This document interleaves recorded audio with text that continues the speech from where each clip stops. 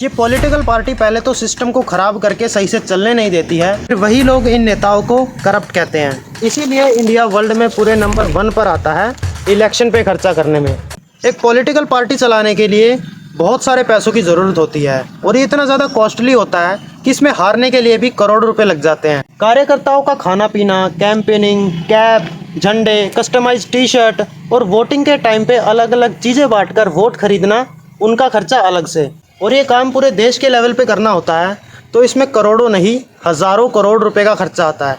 2019 में हुए लोकसभा इलेक्शन में 55 से 60 हज़ार करोड़ रुपए का खर्चा आया था, लेकिन 2024 में यही आंकड़ा 1 लाख करोड़ से भी ज़्यादा का हो चुका है। इसीलिए इंडिया वर्ल्ड में पूरे नंबर 1 पर आता है इलेक्शन पे खर्चा करने में। लेकिन एजुकेशन पे खर्चा करने में हमारी रैंक 62 है। लेकिन देखा जाए तो ये पॉलिटिकल पार्टी ना तो कुछ प्रोड्यूस करती है और ना ही कुछ मैन्युफैक्चर, तो इनके पास ये पैसा आखिर आता कहाँ से है। अब ये जितने भी नेता हैं ये कोई अपनी ज़मीन बेचकर तो पैसा लाते नहीं हैं, ये पैसा खर्च करते हैं आपका। जिन पैसों से अच्छे हॉस्पिटल्स और अच्छी एजुकेशन पे खर्चा हो सकता था, उन पैसों से ये आपको अपनी पार्टी की कस्टमाइज टी शर्ट और टोपी पहना देते हैं। वैसे तो कोई भी बड़ा बिजनेसमैन या उद्योगपति इन पार्टियों को गाली के अलावा कुछ नहीं देना चाहता, लेकिन फिर भी 2024 की रूलिंग पार्टी को 6000 करोड़ से भी ज़्यादा की फंडिंग मिली है। और ये पैसा किसने दिया है इसका कोई भी पता नहीं है।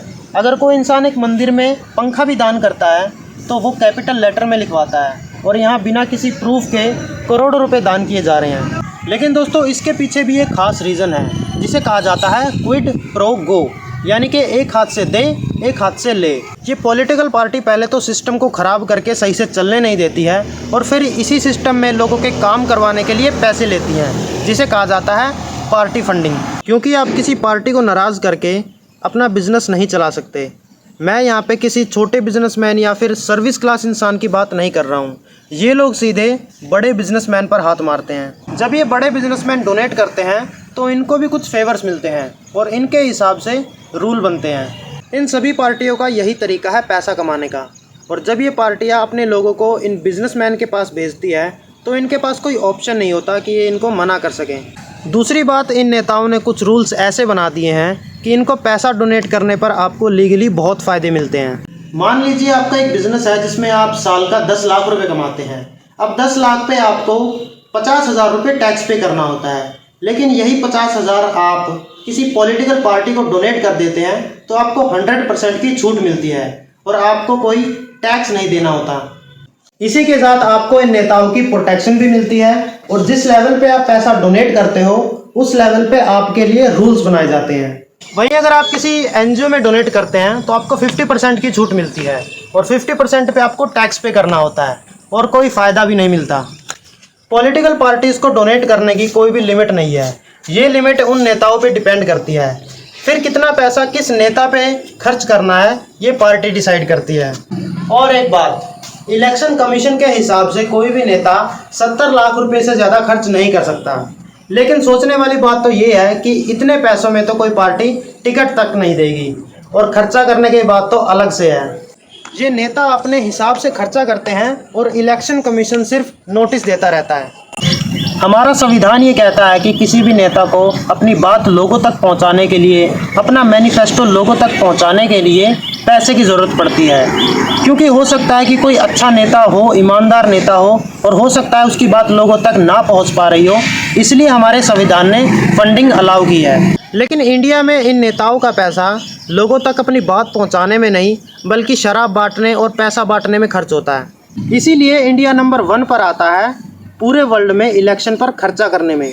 अब अगर कोई नेता इतना पैसा लगाकर जीत जाता है तो वो आपके शहर में अगर काम ना कराए तो हैरान मत होइएगा, क्योंकि उसको वो पैसा रिकवर भी करना है अगले चुनाव के लिए।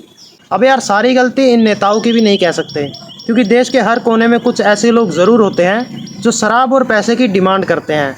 फिर वही लोग इन नेताओं को करप्ट कहते हैं। पैसा लेकर वोट देना दुनिया का सबसे घाटे का सौदा हो सकता है, क्योंकि जिन पैसों से आपको अच्छा इंफ्रास्ट्रक्चर, आपके बच्चों को अच्छी एजुकेशन मिल सकती थी, आप 1500 के लिए और एक बोतल के लिए उसे बेच आते हो। फिर आप 100 गुना ज़्यादा पैसा खर्च करके प्राइवेट हॉस्पिटल और प्राइवेट स्कूल्स के धक्के खाते हो। लेकिन अब सवाल आता है कि यह डोनेशन का सिस्टम काम कैसे करता है। देखिए 2017 से पहले अगर आप किसी भी पार्टी को डोनेट करना चाहते हो तो 20,000 से कम रुपए आप कैश में डोनेट कर सकते हो। लेकिन अगर आप 20,000 से ज़्यादा डोनेट करते हो तो आपको उसकी पूरी डिटेल देनी पड़ेगी। अब इस पूरे सिस्टम के अंदर ब्लैक मनी भी इन्वॉल्व थी, तो इन पार्टियों को काफ़ी प्रॉब्लम आ रही थी पैसा लेने में। फिर 2017 के बाद एक सिस्टम आया जिसे कहा जाता है इलेक्टोरल बॉन्ड्स। इसमें अगर आप किसी भी पार्टी को डोनेशन देना चाहते हो और वो 2,000 से कम है तो आप कैश में डोनेट कर सकते हो। लेकिन वहीं अगर आप 2,000 से ज़्यादा किसी पार्टी को डोनेट करते हो तो आपको डिटेल्स देनी पड़ेगी। मान लीजिए अगर आप किसी पार्टी को 1 लाख रुपए डोनेट करना चाहते हो तो आपको SBI बैंक में जाना पड़ेगा। वहाँ जाकर आपको एक फॉर्म फिल करना पड़ेगा। बैंक आपको एक बॉन्ड देगा जिसे आप किसी भी पार्टी को डोनेट कर सकते हो और आपके अकाउंट से 1 लाख रुपए कट जाएगा। गवर्नमेंट का कहना है कि जो भी ये बॉन्ड लेगा उसकी डिटेल इस बॉन्ड में मेंशन नहीं होगी और किसी भी पार्टी को ये पता नहीं चल सकता कि ये बॉन्ड किसने दिया है।